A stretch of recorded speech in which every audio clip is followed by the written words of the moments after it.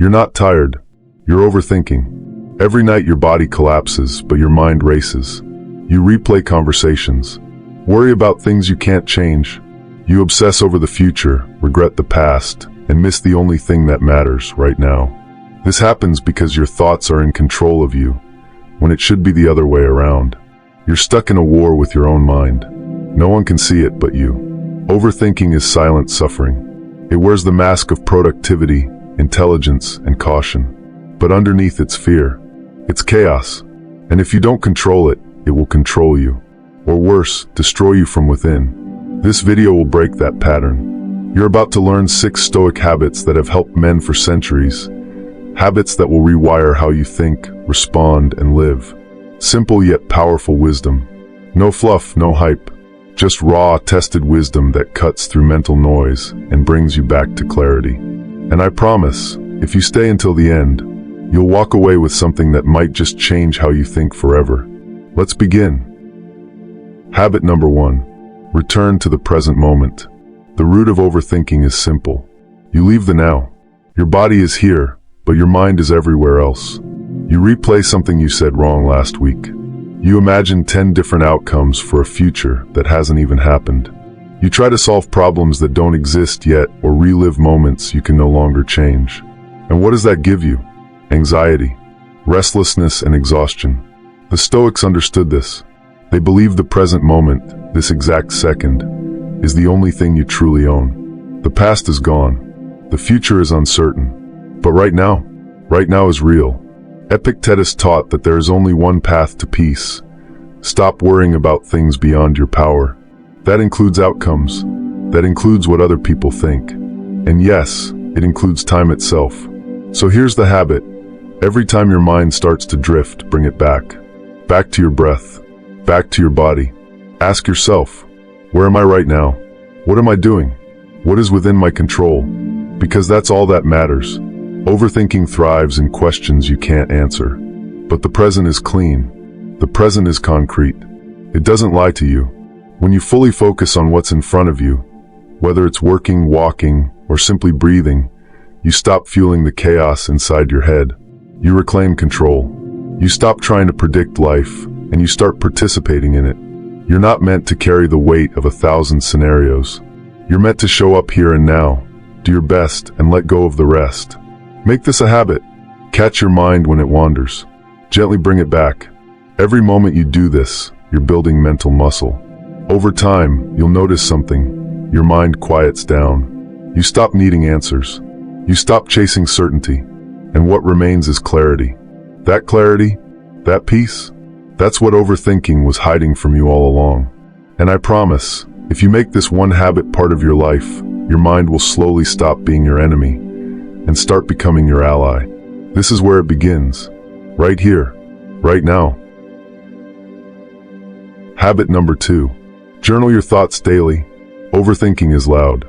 Your mind loops the same thoughts over and over, replaying mistakes, predicting disasters, questioning every decision. But here's what the Stoics knew.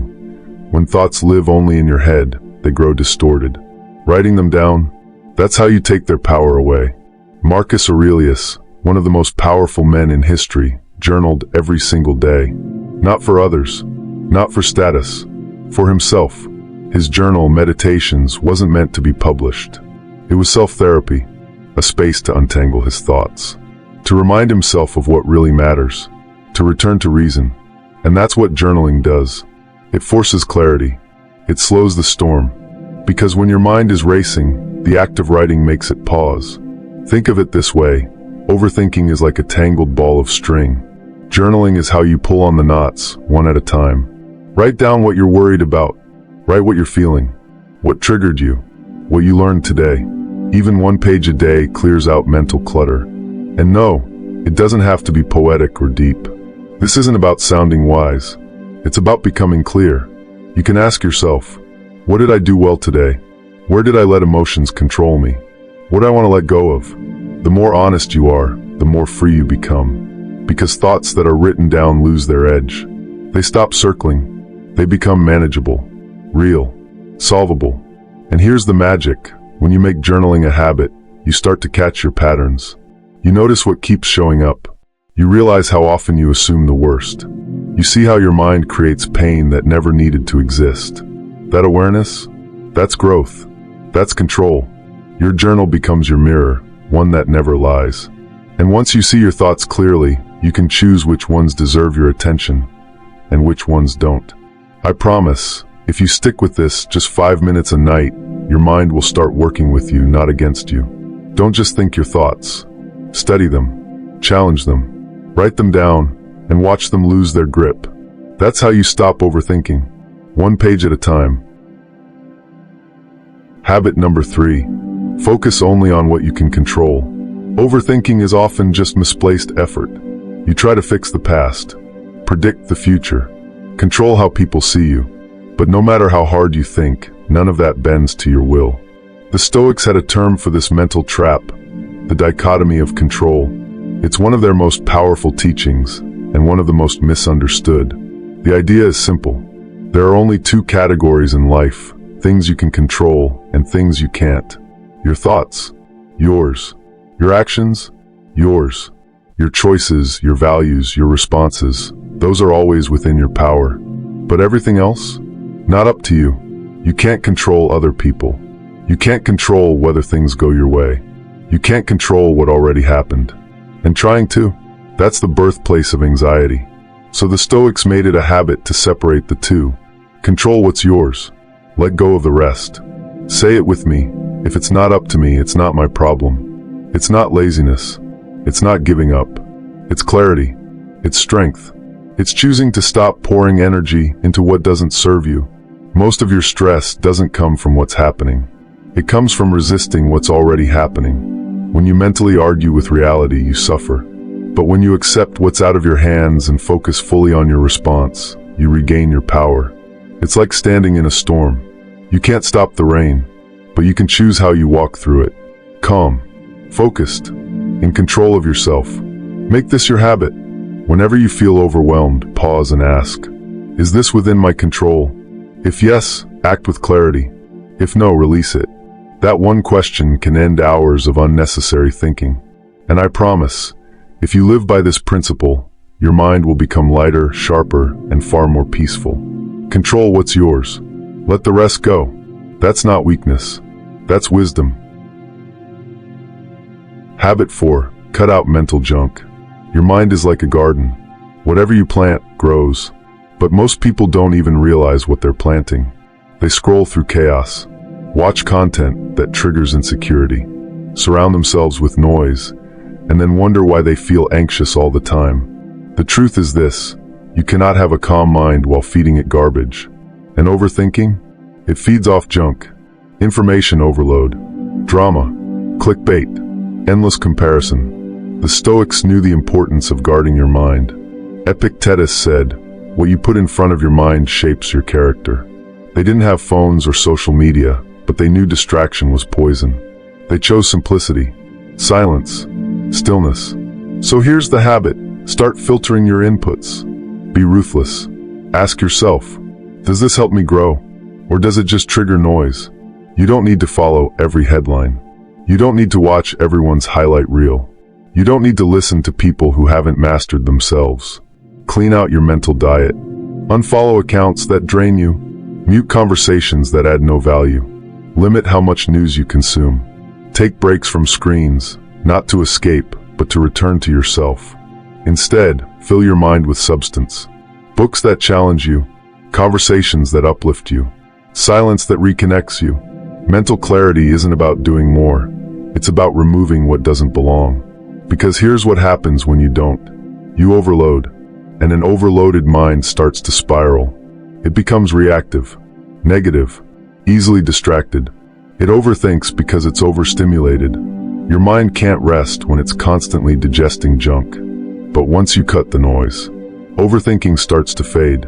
Thoughts become clearer. Your decisions become simpler. You start acting from intention, not reaction. The goal isn't to be ignorant. It's to be selective. To protect your attention like it's your life. Because it is. What you pay attention to becomes your reality. I promise, if you clean up your inputs, your output will change. Your mood will shift. Your thoughts will slow down. Your mind will feel lighter. So cut the junk, guard your garden, and watch what starts to grow. Habit number 5. Do one thing at a time fully. Overthinking thrives in scattered attention. And that's exactly what modern life gives you. Constant multitasking, endless tabs, notifications, distractions. You try to do everything at once and end up doing nothing well. But here's the Stoic truth. You can only do one thing at a time. So do it with your whole being. Seneca said, to be everywhere is to be nowhere. And that's how most people live, physically present, mentally scattered. Eating while scrolling, talking while texting, thinking about tomorrow while rushing through today. And what does that do? It divides the mind, and a divided mind is an anxious mind. You never feel grounded because you're never fully here. So this habit is simple but powerful. Do one thing, fully. If you're eating, eat. Taste the food. Chew slowly. Feel it nourish your body. If you're working, work. Lock in. Turn off the noise. Go deep. If you're walking, just walk. Breathe in. Look up. Be there. Let every action be whole. This isn't just about productivity. It's about peace. Because when your attention is unified, your mind quiets down. It no longer spins in every direction. It no longer replays the past or fears the future. It just is. That's presence. And presence kills overthinking. Here's what you'll notice when you start doing this. Time slows down. Stress melts away. Your senses come alive. The quality of your thoughts improves. And your mind starts working with clarity because it's not being pulled in 100 directions. The Stoics didn't chase efficiency. They chased excellence, and excellence lives in full attention. They weren't rushing through life. They were immersed in it. So create space. Turn off the background noise. Don't rush to the next thing. Be here fully. In this task, this breath, this moment. You don't need more time. You need more presence. And I promise, when you start giving your full attention to the task in front of you, something changes. You stop feeling scattered. You stop feeling behind. You stop overthinking because your energy is no longer split. It's focused, clean, powerful. Do one thing at a time. Do it well. And let that simplicity calm your mind. That's Stoicism in practice. Habit 6. Memento mori. Remember you will die. This is the habit that silences overthinking in the most powerful way, because it strips everything down to what truly matters. Memento mori, remember, you must die. To most, that sounds dark, but to the Stoics, it was liberating. They weren't obsessed with death, they were obsessed with living right. And nothing sharpens the mind like knowing time is running out. You overthink because you assume you have time. Time to fix things, time to wait, time to worry, but you don't. That argument you keep replaying in your head, that embarrassment from 2 years ago, that fear of what might go wrong tomorrow, none of it will matter on your deathbed. Marcus Aurelius would remind himself daily, you could leave life right now. Let that determine what you do, say, and think. And that's the habit. Live each day with the awareness that it could be your last. Not to be reckless, but to be real. To stop wasting life on things that don't matter. Ask yourself, if I had a week to live, would this thought be worth my time? Or would I still be afraid to act? Or would I still overanalyze this moment? When death becomes your advisor, clarity follows. You stop caring about what they think. You stop fearing failure. You stop hesitating on things that make your soul come alive. And instead, you speak truth. You act boldly. You forgive quickly. You love deeply. You live now. Because you realize, this moment is all you'll ever truly own. And overthinking? That's how people let the moment slip away. There's a quote that says, people die at 25 and aren't buried until 75. Why? Because they live trapped in their heads. Worried, hesitant, disconnected. But not you. Not if you practice this habit. Not if you remember, you are mortal. Memento mori isn't about fear. It's about freedom. It wakes you up.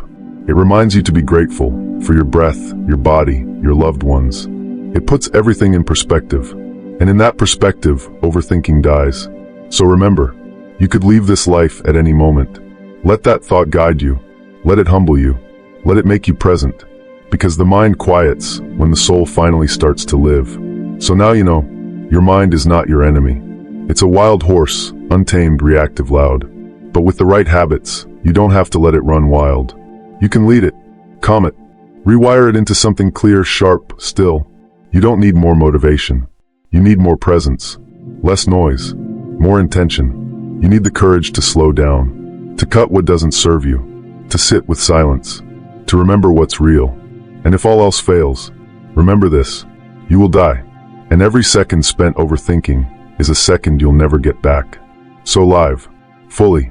Now. Breathe deeply. Act boldly. And let your mind become your ally, not your cage. Because the most powerful man isn't the one who controls others. It's the one who controls his own mind. I'll leave you with that. If this spoke to you, drop a comment below. Which of these habits will you start today? And remember, you are not your thoughts. You are the one who chooses them.